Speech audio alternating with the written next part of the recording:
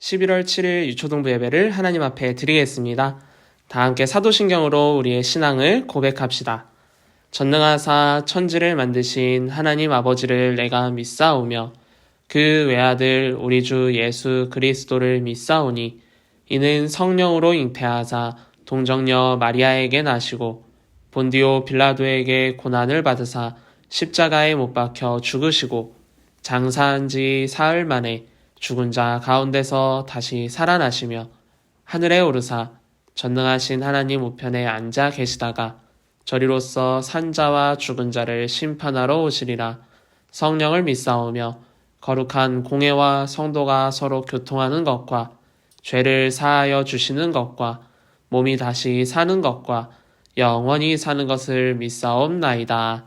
아멘. 오늘도 주님 앞에 기쁜 마음으로 찬양하면서 영광 올려드리도록 하겠습니다.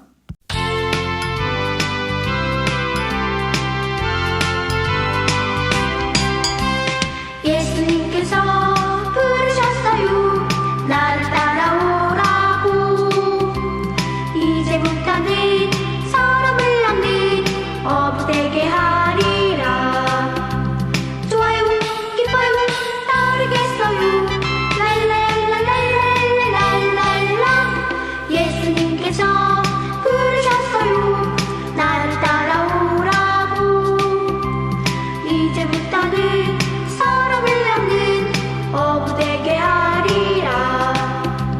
좋아요, 기뻐요, 따르겠어요. 랄랄랄랄랄랄랄라.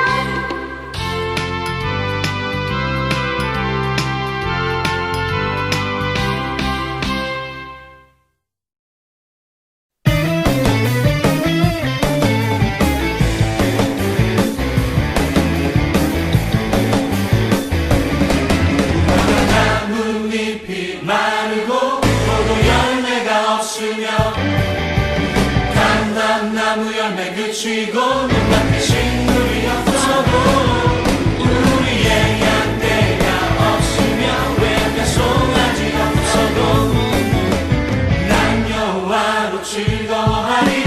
난 여호와로 즐거워하리. 구원의 하나님을 인해 기뻐하리라. 무화과 나뭇잎이 마르고 포도 열매가 없으며 감람나무 열매 그치고 눈앞에 식물이 없어도 우리의 양떼가 없으며 외양간 송아지 없어도 난 여호와로 즐거워하리. 난 여호와로 즐거워하리. 구원의 하나님을 인해 기뻐하리라. 난 여호와로 즐거워하리. 난 여호와로 즐거워하리. 난 구원의 하나님을 인해 기뻐하리라. 할렐루야! 하나님만으로 기뻐하는 사람이 하나님이 세우시는 예배자입니다. 아멘!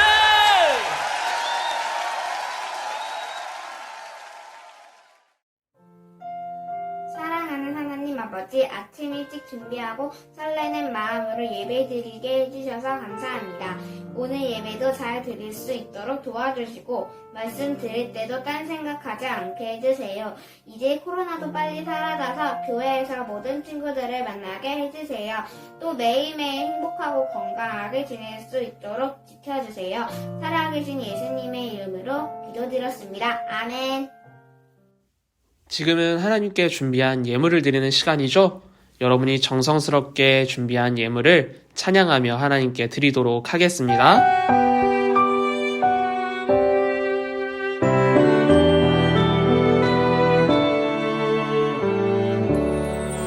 나의 가장 큰 기쁨, 나의 하나님. 내가 가진 것은 다 하나님이 주셨어요.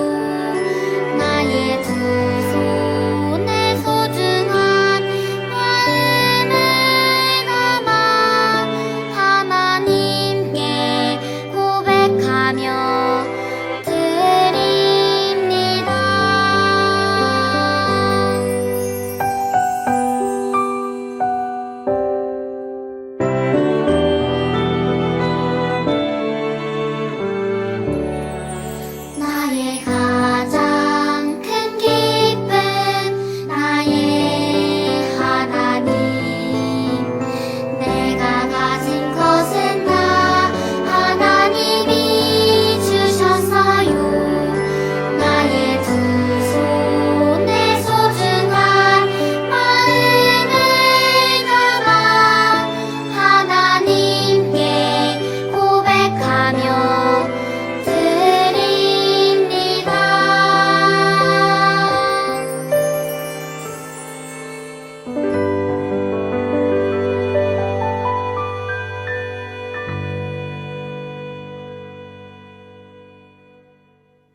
드려진 예물을 위해 기도하겠습니다. 오늘도 우리를 사랑하셔서 예배의 자리에 나오도록 이끌어주신 하나님, 감사합니다. 하나님께 예배드릴 수 있는 것에 언제나 감사할 수 있는 유초동부 친구들이 되기를 원하며 지금 주님께 드리는 이 예배를 기쁘게 받아주세요. 주님 앞에 나오며 소중한 예물을 드렸습니다. 작은 손길로 드린 그 예물이 주님의 일에 귀하게 쓰이게 해주시고 드린 손길 가운데 은혜와 축복도 더해주세요. 모든 것 감사드리며 예수님의 이름으로 기도드립니다. 아멘. 오늘 하나님께서 우리에게 주신 말씀은 신약성경 로마서 12장 2절 말씀입니다. 제가 봉독하겠습니다. 너희는 이 세대를 본받지 말고 오직 마음을 새롭게 함으로 변화를 받아 하나님의 선하시고 기뻐하시고 온전하신 뜻이 무엇인지 분별하도록 하라. 아멘. 지난주 우리는 하나님의 감동으로 기록된 성경이라는 제목으로 말씀을 나눴죠? 지난주 말씀의 주제가 무엇이었나요? 성경이었어요. 성경은 누가 썼다고 했죠?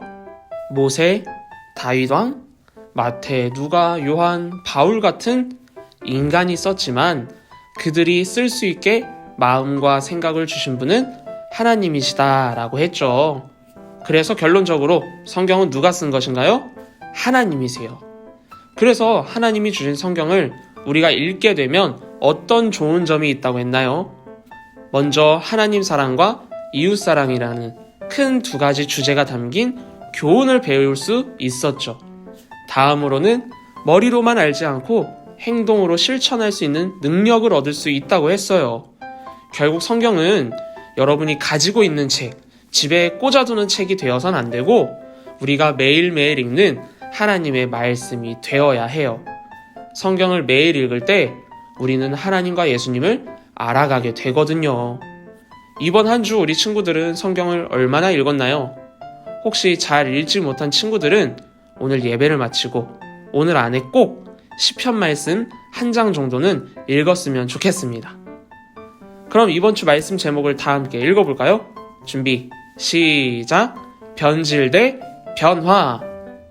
여러분, 변질이라는 단어와 변화라는 단어를 들어봤나요?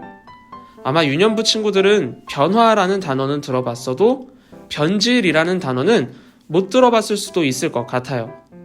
먼저 변질이란 성질이 달라지거나 물질의 질이 변함이라는 의미를 가진 단어예요. 그리고 변화란 성질, 모양, 상태가 바뀌어 달라짐이라는 의미를 가진 단어이죠. 변질과 변화 둘 다 변한다라는 공통적인 의미를 가지고 있어요. 그럼 두 단어의 다른 점, 차이는 무엇일까요? 보통 변질이라는 단어는 부정적으로 쓸 때 많이 써요. 대표적인 예로 음식이 상했을 때 다른 표현으로 음식이 변질되었다라고 이야기하죠.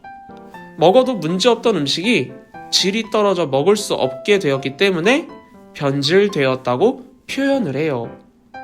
반대로 변화는 긍정적인 단어로 많이 사용돼요. 오늘 본문 말씀을 다시 한번 크게 읽어보도록 합시다. 준비, 시작! 너희는 이 세대를 본받지 말고 오직 마음을 새롭게 함으로 변화를 받아 하나님의 선하시고 기뻐하시고 온전하신 뜻이 무엇인지 분별하도록 하라. 아멘. 악한 이 세상을 따르지 말고 마음을 새롭게 하여 변화를 받아 하나님의 뜻을 알도록 노력하라 라고 오늘 말씀은 이야기하고 있어요. 변화는 긍정적인 것이고 하나님의 자녀들은 하나님이 보시기에 흐뭇해 하실 수 있도록 변화되어야 돼요. 누가복음 9장 29절을 보면 예수님의 모습을 이렇게 표현했어요. 기도하실 때에 용모가 변화되고 그 옷이 휘어져 광채가 나더라. 아멘. 예수님께서 십자가에 달리기 위해 잡히시기 전 산에 올라 기도하실 때의 모습을 뭐라고 표현하나요? 예수님의 모습이 변화되고 옷은 하얗게 변화되어 빛이 났다고 했어요. 우리들도 기도하고 말씀을 읽으며 예수님처럼 변화되는 하나님의 자녀들이 되기를 축복합니다. 그럼 이어서 변질되어 하나님과 멀어진 성경인물과 변화되어 하나님과 가까워진 성경인물들을 알아보도록 할게요. 먼저 변질된 성경인물부터 한번 나눠볼까요?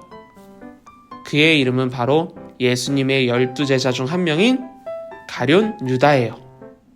예수님의 12제자 중 한 사람이었던 이 가룟 유다는 어떻게 변질되었던 걸까요? 가룟 유다 하면 기억나는 사건은 예수님을 유대인들에게 팔아버린 사건이에요. 다 함께 마태복음 26장 14절부터 16절을 쉬운 말씀으로 함께 읽어보도록 하겠습니다. 준비, 시작.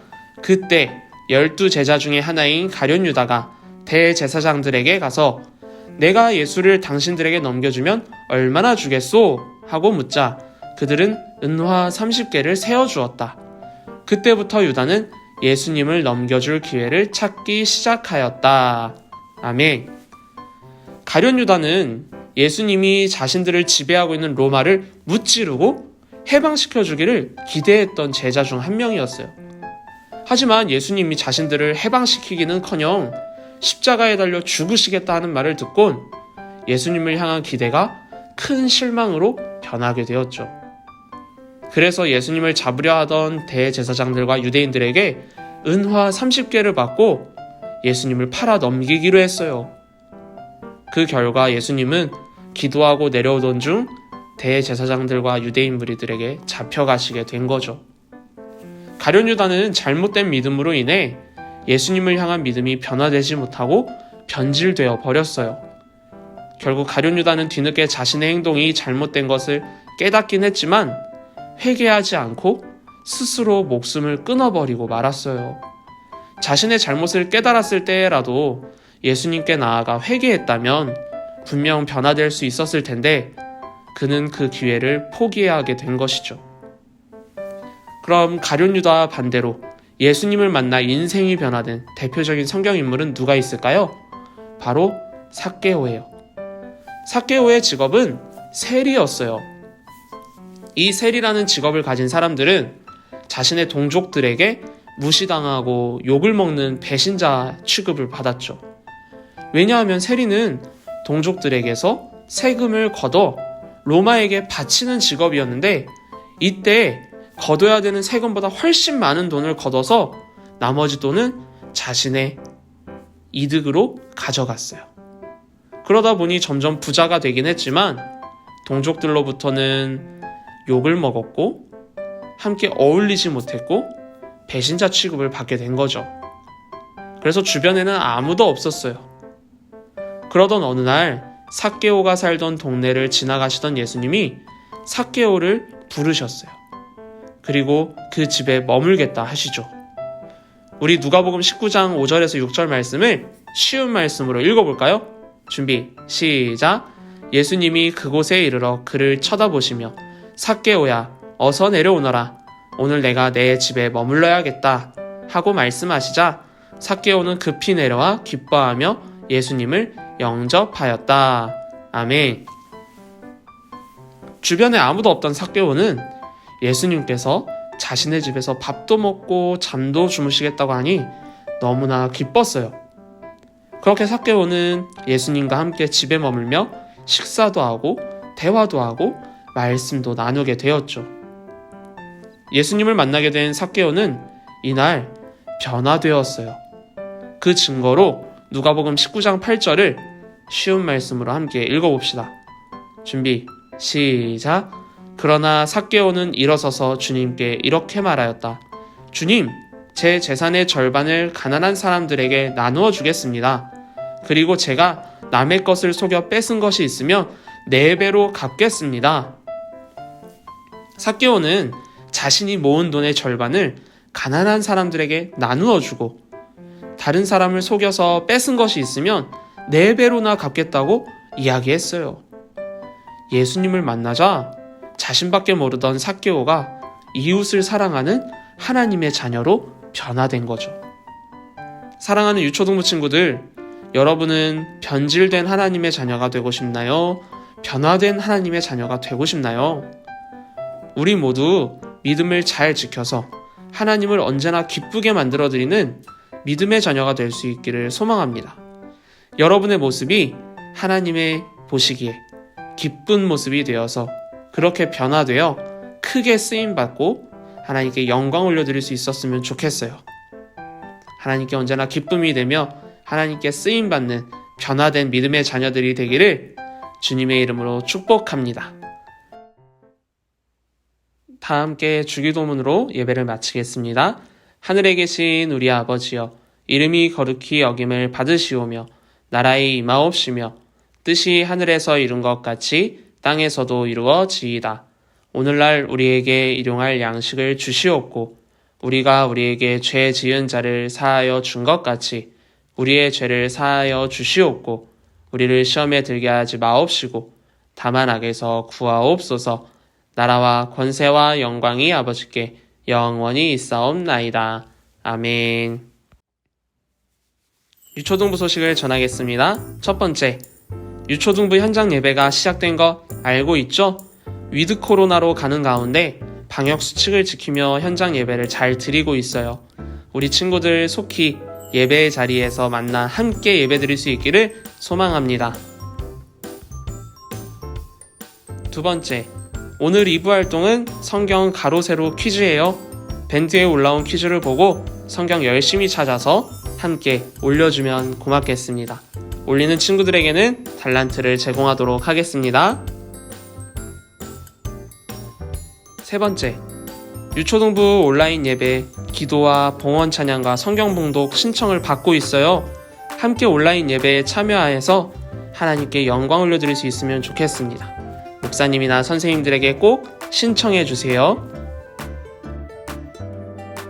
네 번째, 온라인으로 예배를 드린 친구들은 반드시 밴드에 댓글이나 게시글을 남겨주세요. 여러분들의 달란트가 나가기 위해서 체크를 해야 하거든요. 우리 친구들 예배 열심히 드리고 인증도 열심히 해서 다가오는 달란트 시장을 준비하도록 합시다. 그럼 이번 한 주도 여러분 건강하게 지내고 다음 주에 웃으며 예배로 만날게요. 인사하고 마치겠습니다. 샬롬.